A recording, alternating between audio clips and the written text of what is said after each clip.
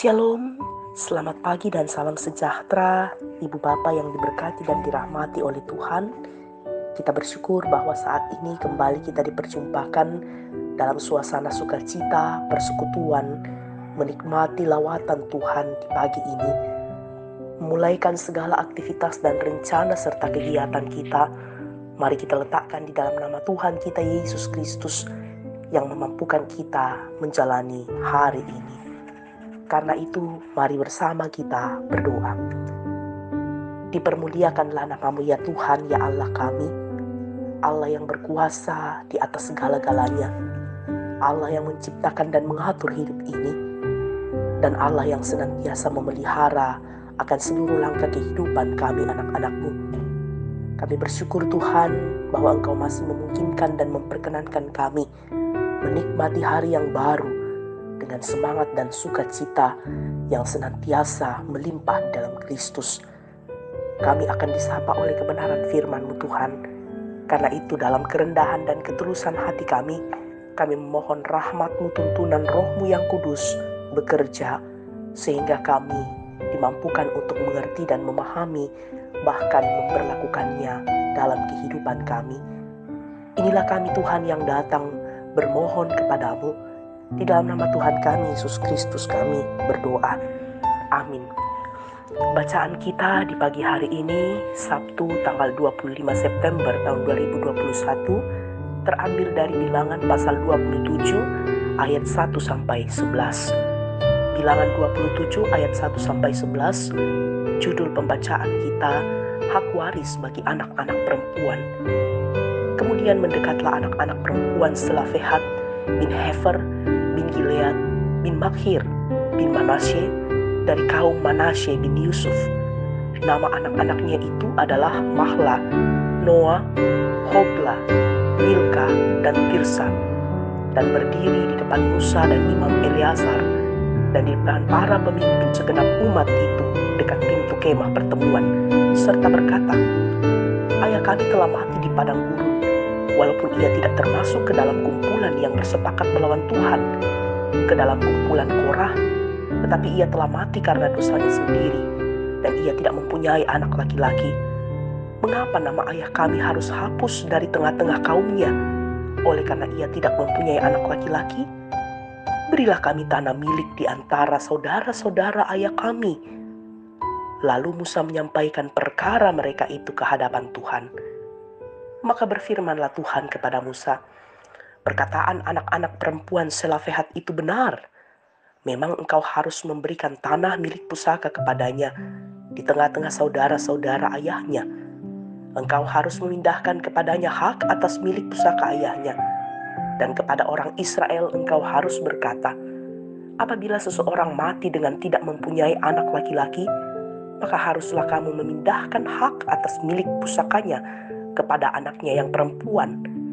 Apabila ia tidak mempunyai anak perempuan, maka haruslah kamu memberikan milik pusakanya itu kepada saudara-saudaranya yang laki-laki. Dan apabila ia tidak mempunyai saudara-saudara lelaki, maka haruslah kamu memberikan milik pusakanya itu kepada saudara-saudara lelaki ayahnya. Dan apabila ayahnya tidak mempunyai saudara-saudara lelaki, maka haruslah kamu memberikan milik pusakanya itu kepada kerabatnya yang terdekat dari antara kaumnya, supaya dimilikinya. Itulah yang harus menjadi ketetapan hukum bagi orang Israel, seperti yang diperintahkan Tuhan kepada Musa. Demikian firman Tuhan. Amin. Dari bacaan kita pagi hari ini diberikan satu tema, ahli waris dalam Kristus. Ahli waris dalam Kristus. Bapak, Ibu, saudara-saudara, tentunya ada di antara kita yang kadang merasakan ketidakadilan di sekitar pembagian harta warisan. Lalu bagaimana sikap kita? Bacaan kita saat ini digambarkan bagaimana Musa diperhadapkan dengan persoalan ahli waris, khususnya kasus anak-anak perempuan Selafehat yang meminta hak waris karena Selafehat tidak memiliki anak laki-laki. Ketika seorang ayah wafat pada saat itu, maka tradisi yang berlaku adalah anak-anak laki-laki akan membagi-bagi harta milik ayahnya, dan yang sulung akan menerima 2 kali lipat, sedangkan anak perempuan tidak mendapat warisan. Sebab dari sang ayah, biasanya mereka hanya menerima hadiah yang sangat banyak saat mereka menikah. Saudara-saudara, bila suatu keluarga hanya memiliki anak perempuan, maka harta waris akan diberikan kepada saudara laki-laki sang ayah. Itulah yang membuat anak-anak perempuan Selofehad merasa bahwa hal itu tidak adil. Itulah sebabnya mereka menghadap Musa. Musa yang mendengar keluhan anak-anak perempuan Selofehad membawa perkara itu kepada Tuhan. Dan Tuhan kemudian menyatakan bahwa bila suatu keluarga tidak memiliki anak laki-laki, maka anak perempuannya boleh berbagi harta warisan. Jika keluarga itu tidak memiliki anak, maka harta warisan itu akan dimiliki oleh keluarga terdekat. Dalam ayat 9-11 bacaan kita.